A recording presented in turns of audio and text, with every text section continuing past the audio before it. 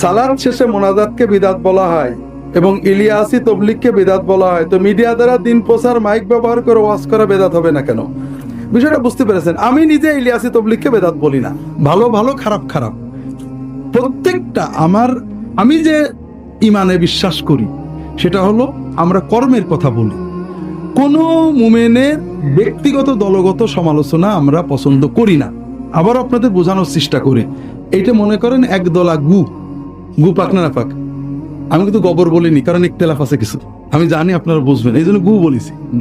এটা মানে একদলা গু পাক না পাক, এটা ভালোবাসবে না কিনা করবো?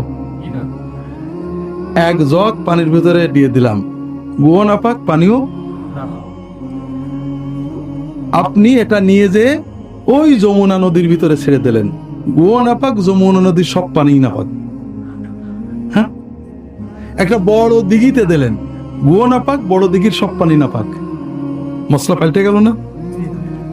তো বিষয় হলো ভাইয়েরা, আমরা কর্মের কথা বলি, কেউ জাল হাদিস বলে এই জাল হাদিস বলার কাজটা খারাপ, কিন্তু তার সাথে সহিহ হাদিস 10টা বলেছে, ওটাও খারাপ নাকি?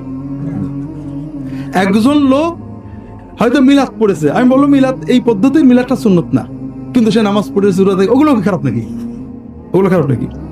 কাজেই একটা মুমিনের একটা কর্ম আমি বলবো এটা সুন্নতে পাচ্ছি না, আমার কিছু করার নেই, আমি নবী সুন্নতে পাচ্ছি না, এটা সুন্নতের খেলাফ অথবা বিদআত। কিন্তু মুমিন তো আরো নেক আমল করে, একজন দ্বীনের দায়ী, ভালো আলেম, ইমাম, অনেক ভালো কাজ করেন, ভালো কথা বলেন। কাজেই আমরা ভালোকে ভালো, খারাপকে খারাপ বলবো। কথাকে বুঝতে পেরেছেন? মুসলমানের একটা খারাপকে বুঝে যদি সব খারাপ বললেন, তাহলে মুসলমানের ইমান, নামাজ, রোজা, আল্লাহর জন্য কষ্ট, এগুলো কোনোটা মূল্যায়ন করলেন না, তার মানে হলো আপনি নফসের ইত্তেবা করছেন, আল্লাহ রসুলের দিকে তাকাননি। এই জন্য যেটুকু বেদাত, আমি বলবো যে এই কাজটুকু বেদাত। তাহলে মিডিয়ার মাধ্যমে দিনের দাওয়াত, এটাকে কেউ দিন